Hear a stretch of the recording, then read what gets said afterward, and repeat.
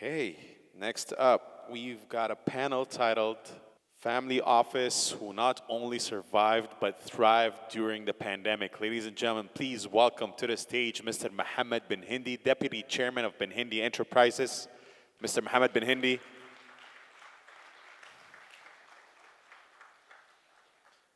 And also welcome to the stage Mr. Assam Bakr, founder and CEO of Ijada Capital. Mr. Assam.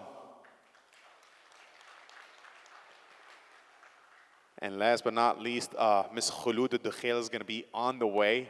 She's headed over here from the airport, so we hope she gets here before the panel ends. So I'll sit right next to you. Don't worry about it. Okay. Yeah, you can take your mic. That's your mic. That's your mic. Oh, yeah, just flip the switch. Hi. How's it going? I'm good. How are you? All good, Mr. Aslam? Very good. We had a lot of fun last time we were together in Riyadh. You had a lot of great talking points. Absolutely, absolutely. Plus, I'm fully recovered now. Okay, that's great. If you guys can introduce yourselves as well. Well, first of all, it's going to be it's a privilege and a challenge coming after Dr. Ghada. I don't know. I mean, she talks about science. We're just talking about marketplace. So I think there's more enrichment in her talk than us. Everyone here is contributing in their own way, of course. I'm founder and CEO of Ijada Capital. We're a Riyadh-based private equity. We manage close to $1 billion across GCC and Africa. We specialize in private debt, primarily trade finance. We do advisory and arranging, and also VC. Great. Mr. Mohammed. Hamid bin Hindi, Deputy Chairman and Group CEO of Bin Hindi Enterprises. We're a diversified entity in many different sectors, from real estate, pharmaceuticals, furniture, F&B, fashion, construction, and fit-out. Yeah, and we do, we're just entering the Web3 space, so that's what we do. So that's what Mr. Mohammed is trying to do to the enterprise, whose dad founded the enterprise, and his dad is responsible for Dubai Airport, Dubai Duty Free, basically Dubai everything. Almost 60% of the city is built by Mr. Mohammed's dad. So let's jump into it. So Mr. Assam, you're in private equity, okay? And it's a volatile business, somewhat. What does it take to build a gritty company that doesn't get shaken by worldwide events? Well, first, I mean, if we're going to talk about what does it take to build a good company, is reputation. Okay. Reputation and reputation and reputation. The challenge that we face is not really attracting investors. It's keeping investors reinvesting and investing with us. And the word just spreads around and everyone really comes after the same pie or the same offer or the value proposition. The private equity industry in Saudi Arabia, and this is what I can speak confidently about, is quite a nascent market. So we haven't really reached even the J curve when it comes to the industry lifespan. But what we see is a very progressive government that really is helping to build this industry through fund of funds, through contribution of many of the various development funds across Saudi Arabia. I think the market today is different than probably 10 years ago, and it's continuously evolving in a very positive way. I mean, the majority of the private equity industry, and that includes VC fund managers, are emerging fund managers. So everyone is trying to really more or less carve their own space within an expanding market. So we see it as a very, very, very interesting market. We see some incoming fund managers coming from abroad, and that's a very good positive sign going forward. Mr. Mohammed, same thing to you, same question. What does it take to build a company that would withstand challenges? I think the key thing for any company is corporate governance, the foundation of the company. And a lot of family businesses realize the importance of corporate governance, especially during the pandemic.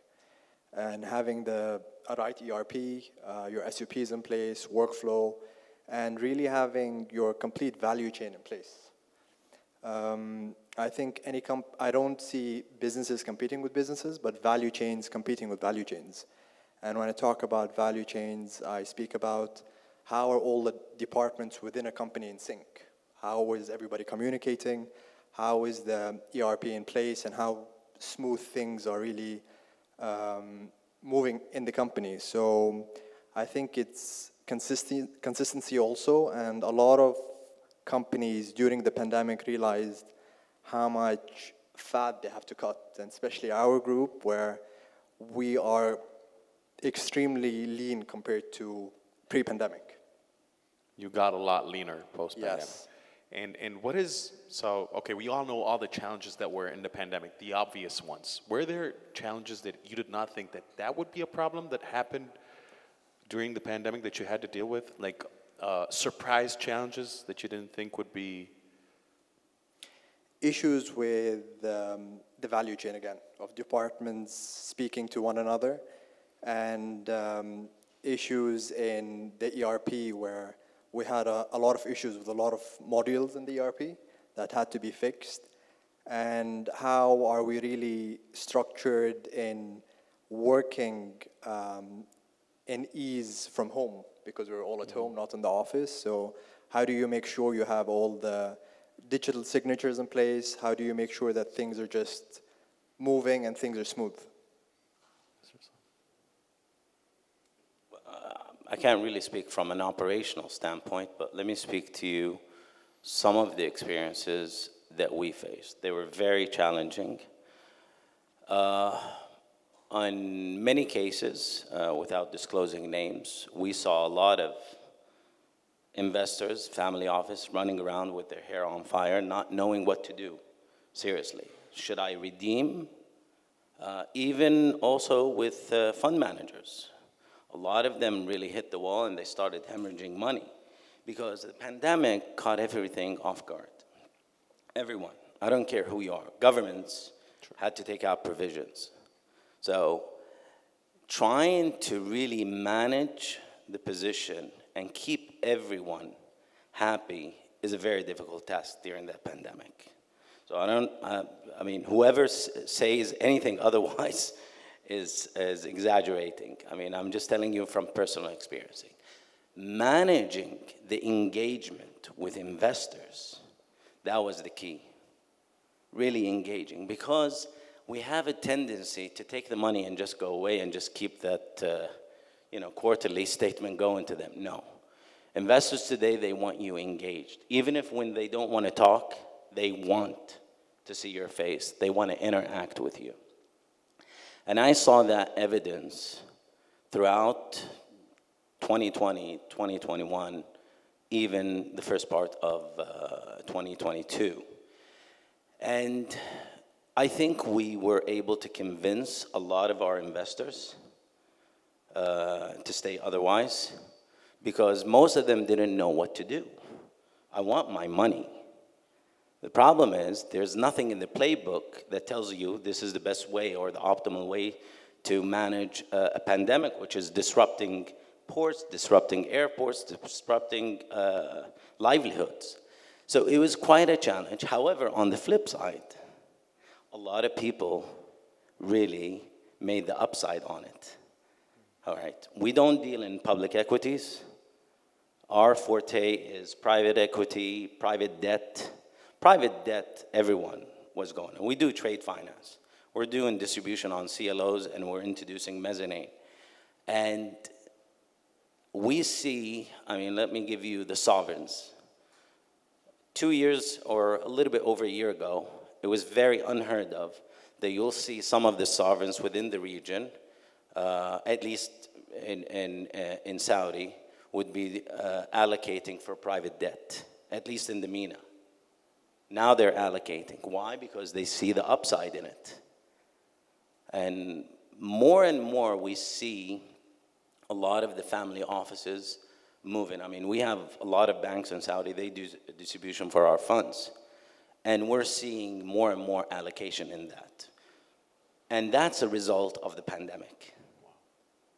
And we can see even most of family offices, today, you'll see 60% of total allocation liquid or semi-liquid. You know, the long hold for me is, you know, unless you can turn a long hold into a short hold with, you know, with an upside of less than 3 years through an IPO. That's more of, you know, engineering and investment structure. But we see innovation more and more of different fund managers and investment managers really coming up with very interesting structures that really appeals to the appetite of most of these family offices. And family offices today, and I can name a few in Saudi, they have become very proactive. They operate as private equity firms, by the way. Wow. Instead, they don't have LPs, but they club their investments. And we see that evident in a lot of the deals that we approach or that we are looking at. So I'm going to ask you a follow-up question. When everybody's running around like their head is on fire, how did you manage to stay calm to steer the ship? Who said that I stayed calm? I didn't stay calm. All right. Even though that I was hunkered in, I mean, you're paralyzed. You're not mobile. You can't really interact with them. So you got to jump on a Zoom with them, or you know, try to, you know, get a hold of them and talk to some sense into them. Let's have another look at it. So out of everyone, I think we succeeded in convincing up to 60-70%. But bear in mind, after the pandemic has kind of like, and water receded and, you know, everything went back seemingly normal, we saw a lot of them come back. Wow. So that reaction, which you shaved off, what, 10%, 20%, you know, of your capital, the only way for you to regain it is by coming back in the same investment class. Okay. And it shows the prudence of the fund manager and how they react, because you're going to have to be prepared for anything. After Corona, there is no safe haven or anything of that sort. So being cognizant of what could happen and the challenges, and there is always an upside. I mean, the best investments that any sovereign did during the pandemic was PIF. They bought at the bottom and look at the upside on it. True. So there's always, I mean, just, you know, you just need really more of people who are, I don't want to say, you know, risk-averse type of families, and I know a lot of them. They will never venture in these. I mean, they're still contemplating the idea of investing and allocating in VC. And that's a challenge for us. But we see a turnaround in that. There's a transition. You know, some of the largest family offices that we know are actually allocating. Why?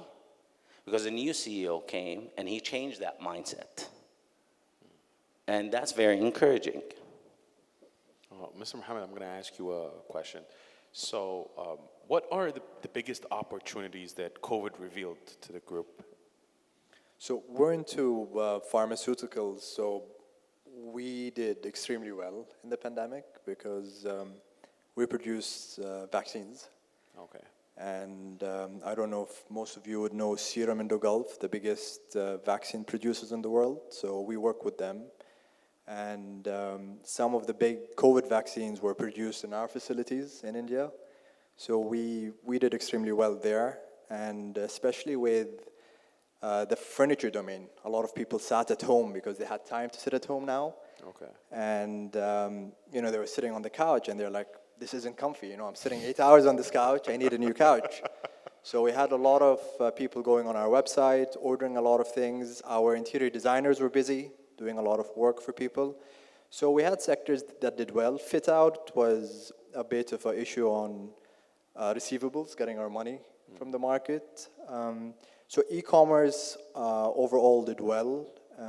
We had a lot of people who also looked at their mental health during COVID, and we also supply water and we supply VOS. So we had a lot of orders there, and we do some cool flavors with VOS, with some fruits and stuff. So we had a lot of people who are health conscious or became health conscious buy from us. So it was interesting dynamics to see different businesses doing well and how the market was reacting overall. I want to ask you a follow-up question. So in late 2019, early 2020, e-commerce wasn't all the rage. It's not what it is right now. So what gave you the foresight to bring Bin Hindi into the e-commerce world? So back in 2013, when I was not really in the company, but we had a big meeting with all the seniors, the CEO, the CFO, and I was young back then, and I stood up and I told them, we have many brands in fashion, and we should create our own e-commerce website. And all the CEOs and CFOs laughed, and my family were sitting. And the CEO was not convinced to go online. He didn't convince my father. He's 2013. like, it's a bad idea. Let's not do e-commerce. And my father was the head of chamber back then, and he was speaking to the head of Landmark, and she was like, e-commerce is not doing well at all. We're just burning money. I'm like, of course she's going to tell you that. Why does she want you to enter the e-commerce space? So they didn't really listen to me till I was out. I was doing my own thing. I entered the private equity space on my own, and I was spending most of my time in Africa. And then I was called in by the family to come in 2020 to steer the ship. So I came in as a CEO in 2020. And as you said, everything was on fire. Everybody's running like headless chickens, and I had to come in and put a lot of things in place, and that's what I did. So you deployed e-commerce in 2020 immediately. We had VOS, we had some, but they were not, the infrastructure, the back end was not done properly. The websites were not that good. So I had to come in quickly, fix a lot of things, deploy a lot of things. We launched a lot of things during the pandemic. We were a bit delayed on a few other things, but overall, I think putting everything together wasn't easy, but we made it happen. Awesome. So I want to open the floor for questions, but before we do that, Mr. Islam, do we have any closing remarks? Well, I mean, you have to understand that I was called short notice. No problem. Just 3 hours ago to be on this panel. I'm not due until tomorrow, but one of the missing panelists, she's actually my neighbor, Khulud. So we'll make her actually fill in for tomorrow's panel. Honestly, I mean, I've been really attending this event for the last 3 or 4 years, except during the pandemic. And I see a lot of things evolving, and I see more new faces coming to this event, really to understand and more or less hear firsthand of some of these experiences. The experience of the pandemic was quite profound on everyone, everyone alike, whether it's family office, whether it's fund managers. And I think we learned a very valuable lesson. And the valuable lesson is taken from a lot of the experiences that we have seen in the disruption of, I mean, one of the key areas of disruptions that we faced, we do trade finance. We do over $1.3 billion out of Africa. So 90% of iron ore that goes out of Africa to China, we finance that. Copper, we do almost 85% commodities even going to the US and continental Europe. And we saw a disruption in that. And we always kept the way we structure these transactions and ring fencing them and mitigating the risk, it always proven the right approach for us, whether in good times or bad times. And that what really allowed us to really bounce back very quickly and do very well, even better than pre-pandemic. And we're seeing more engagement of family offices coming in with us as co-investors, whether it's on specific single transaction, we call them drawdown funds for VC, or even on sukuk and murabaha that we issue on some of these trade finance. Trade finance for us, or for anyone who knows, is alternative banking. So we actually finance you based on not your financial position or your balance sheet. We finance you based on the goods that you are importing or exporting, with an offtake on the other side of the transaction. And we actually finance the non-bankables. Wow. And we see enormous amount of interest by a lot of the institutions within Saudi, such as SME Development Bank, Exim Bank are today here. And, I'm a big admirer of what they're doing with their large capitalization. And that's going to fill a lot of the areas of trade finance. Trade finance is quite big in Saudi and in the Gulf. And the definition of trade finance to the banks is contrary to what we do on a daily basis. And that is one asset class that comes under private debt.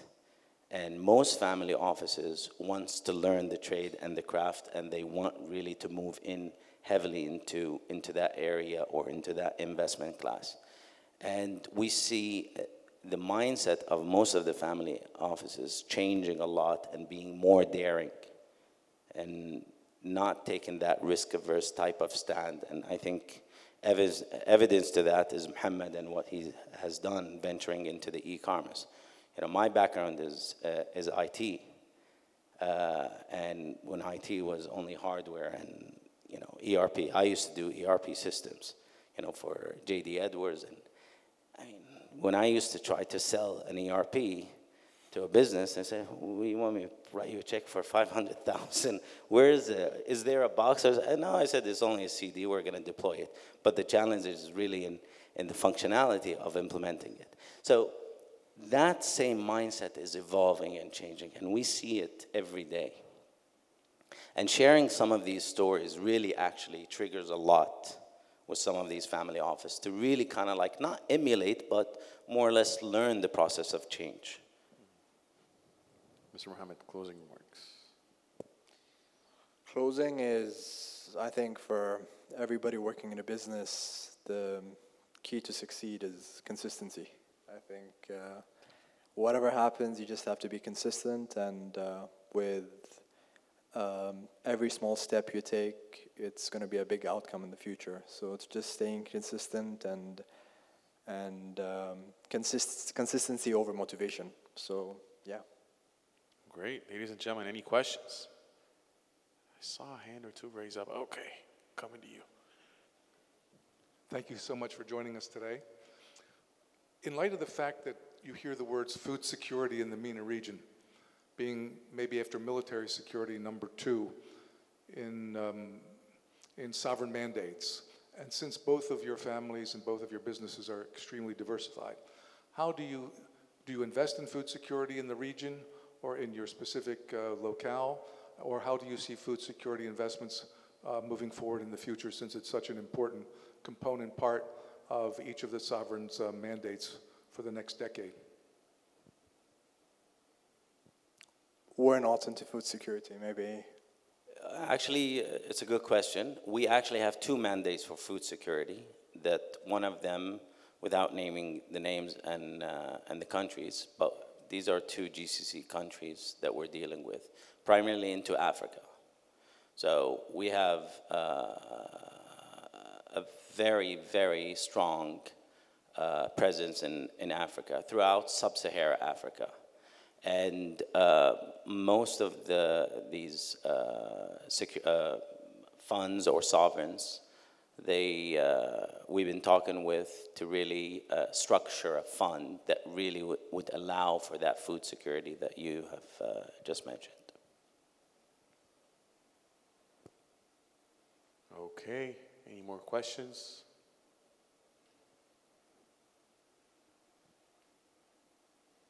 Thank you, Mohammed. Thank you, gentlemen. It's, amazing that you both have done a lot of work in Africa. And Africa generally, raises a lot of questions in prospects, investors' mind before venturing into it. So what are the pitfalls that you have gone through? What are the challenges that you have faced? And what are the do's and don'ts in Africa? Because I know Africa is appealing now to a lot of family offices. So what piece of advice do you have, since you have been there, done business there? I'm sure you had some challenges, and you came out of it, I hope, successfully, because we hear today, for example, that the national airline of the UAE, Emirates, have suspended flights to Nigeria, for example, over a couple of issues, yeah? So what are the advice that you can give to prospect investors looking to go and invest or do business in Africa? For me, in Africa, is we don't operate in Africa. We join hands with partners in Africa who know the ground level up work that has to be done in Africa. But going alone in Africa and operating in Africa, you have to be really thick-skinned. And we have a few partners there, actually two big guys in different sectors that we're investing in. But he's the operator on ground, and we've taken some equity in some companies in Africa. So that's our approach from our end. Personally, I don't sit on the African desk. Our offices in Cape Town and Joburg and Mauritius, they deal. So we do have some outposts in Botswana and elsewhere. So it's not my area of expertise, but I can tell you, I can give you two advices, or actually one advice, but with two parts. Legal framework and currency. So let me take an example of how we structure the deals and how we do these transactions. We only deal in English law. All right, you don't want to get into the local laws because 90% you're gonna lose should you go to litigation. Second is currency. We only finance in dollar denominated. So we don't get into hedging, or we don't really have to expose ourselves to any fluctuations in currencies or the changes. These are key areas. Second, you have to have boots on the ground. Let me give you an example of what we do. If you ask me, do you do financing in Morocco or in Egypt? No, we don't. Why? Because I don't have boots on the ground. I cannot do authentication of the documents, and I cannot control the dynamics on the ground when I do the transactions in collection and what have you. Even though that most of our transactions are 90% risk-free, because we take out credit insurance against default on some of these transactions. And plus, our LTV is only 80%. So I allow that 20% margin of fluctuation should anything happen with the price of iron ore or copper. We still manage until the end. Plus, the duration or the tenor on most of our transaction is only 90 days. So my distribution on the funds is on a quarterly basis with a hurdle point of close to 8% historically. And we're talking about almost 13 years. And we manage across several funds, whether it's impact, long tenor commodity base, ESG, Sharia compliance, which we have a focus on the GCC and as well on Africa. We're right now in the pre-launch of our Saudi $500 million fund by Q1, and we already have anchor sovereigns with us in it. And every country has its own dynamics. So anyone who tells you I can do very good across different markets and multiple markets, there's a lot of blemishes into that. Why? Because you need to understand each country has its own laws, each country has its own changes. You know, you talk about political stability within certain sectors or countries within a specific continent. So taking these measures is very important. You cannot, and this applies to everything, you cannot remote manage your business from far away. You have to have boots on the ground when it comes to it. But the key areas is currency and law, if I was to advise anyone. So following up on the emerging markets here, following up on the theme of emerging markets, did COVID also make you look at other destinations like Latin America, maybe that they're further away but offer interesting opportunities? Did COVID make you look that way? Do you see that relations with Latin America growing stronger, or if not, why do you think that is? Personally, we haven't looked at Latin America yet, so. We are. I mean, if I was going to speak about the VC, our focus is LATAM, Eastern Europe, subcontinent, India, and the greater MENA area. So we do look at a deal flow that comes out of that area and seeing how we can soft land them within Saudi. Our theme, our thesis is outgoing investment with a Saudi angle. So I wouldn't invest in anyone pre-revenue or Series A unless, it's going to scale or it's going to go IPO Saudi.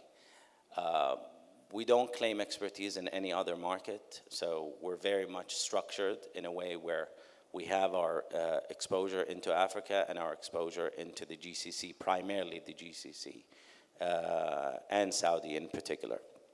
However, we are having some discussions on specific investment on a feeder fund into Brazil. And this just started a couple of months back.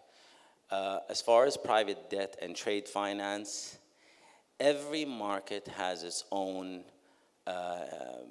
particular areas and intricacies that we have to study. And trade finance, as much as it sounds, it's very complex and it's labor intensive because we don't trade papers. We actually take possession through third-party logistics on the actual goods, from the day it leaves the port until it's received, until we collect, because, most of the receivables are transferred to us. So, yes, to answer your question, okay, it took me a bit of a time to answer it. Yes, we are looking into South America. Right now, at the current moment, is Brazil, unless something comes up. Okay, thank you very much for the panel. It was very interesting. This is Aldo Medina from Mexico. I wanted to ask you, why did you feel that you had problems with your investors to convince them to stay if your business seems very risk averse, since you have a very healthy LTV and you are investing private debt in countries that are growing very fast? That's my first question, and also my second question is in regards to what clauses, Mohammed was talking about the importance of jurisdiction in terms of investments. What clauses did you learn in the pandemic? Like for instance, if you have had a closed-end fund, you didn't have had to deal with investors trying to pull out their money, because that would be impossible to do. That's what a lot of funds in the US are doing now. But in terms of other legal clauses that you learned in the pandemic, can you give us some insight on that, please? Thank you. Is that for me, a question? Oh, it's, well, for both. Okay. Yeah. I think all the question you asked is more related to Assam, so you can go ahead. First of all, why did they leave? No, the fund was performing very well, except there's a percentage of default rate and delay in payments. So we wind down the transaction within the 90-day frame, But during the pandemic, because there was ports, there was logistics that were down, we had to extend that. So today, when we see what happened to us, and by the way, that only happened for probably 6 months during the whole period of, and some of the funds that we were managing. Some of the family offices that we dealt with, or investors alike, they were leveraged. So you have small investors that are leveraged, and their positions is leveraged, and the banks are going to come for payment, and they're going to come and say, well, I need to exit. I need partial of my money. We allowed that, but in return, we were trying to more or less convince some of them that what we're going through is unprecedented time. Second question is a closed-ended fund. The one thing that appeals to a lot of endowment and charities and a lot of the family offices and some of the investors is the open-ended feature of the fund. It allows you for monthly subscription, and you can always exit. Today, and this is actually a good question that you asked, a lot of family offices that I know of, and I don't know if you can agree with me, Mohammed, they really stray away from closed-ended funds. Any lockup beyond a year or two. Why? Because the whole sense that I'm in a lockup fund, it doesn't really sit well. Otherwise, they will reduce the ticket that they're going to go in. And for us, that allows more bigger tickets into the fund. And for me, working with some of the banks in Saudi, it allows me to penetrate to tier 2 and tier 3 cities. Saudi is quite a big country. It's a continent. So there's a lot of remote cities. And for them, being part of a Sharia compliant fund, open-ended, allows them that flexibility. And we open data rooms on a daily basis. So we always disclose everything to everyone, and everyone who comes to us and says, all right, tell me about what happened during the pandemic. Well, what happened during the pandemic is we had disruptions. See, we are very much susceptible to any disruption in the supply chain, and Mohammed alluded to the importance of supply chain in the early conversation.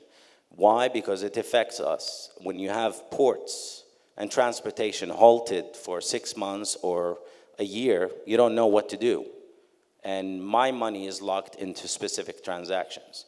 Some people choose different paths, and you have to accept a haircut on whatever capital. But the good positive thing is, and this is as bitter as the experience was during the height of the pandemic, we see the same people, the same family coming back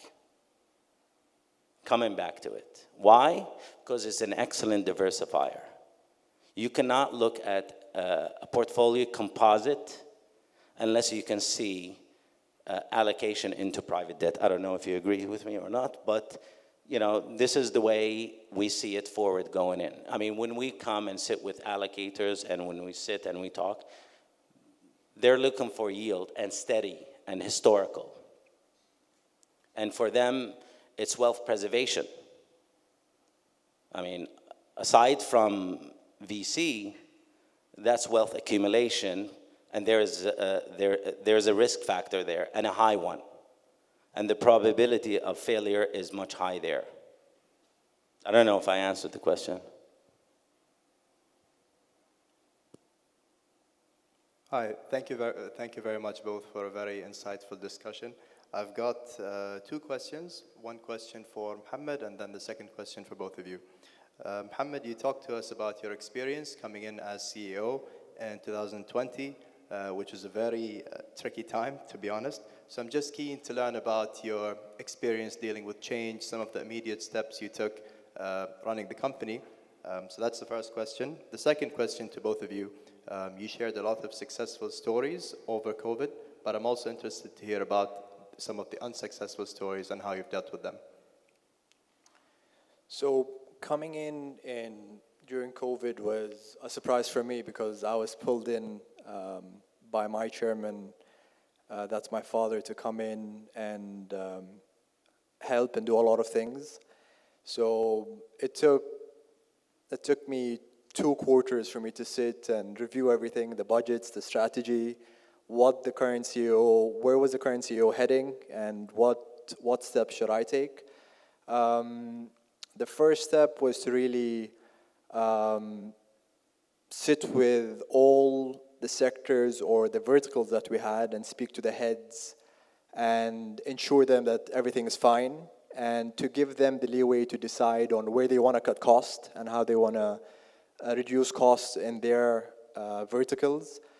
And that was done. A lot of them took ownership in reducing a lot of costs, so that quickly changed the atmosphere in many businesses. The other thing was also, as I said, we were lacking a bit of corporate governance, so the foundation of the company was not structured that well. So I had to come in without any consultants I hired an internal person in the company to help me do that. But I had a bitter experience in 2012 while we were restructured by McKinsey. It didn't go that well. And so I didn't want to repeat that mistake in getting a consultant in. So I had to do a lot of things myself with the individual I hired. So really putting the foundation, I got a new ERP. So I took 9 months to choose between Oracle NetSuite, Microsoft Dynamics, and Udo. And at the end, I chose Oracle NetSuite because I liked the team. And the ERP across the group with all the modules is successful today. All the integrations went well. So it's just really cutting cost, ensuring that we're all aligned on the strategy and where we want to go and what should be done, and really ensuring that all the value chains within the organization is in sync and we're all heading towards one strategy and one goal.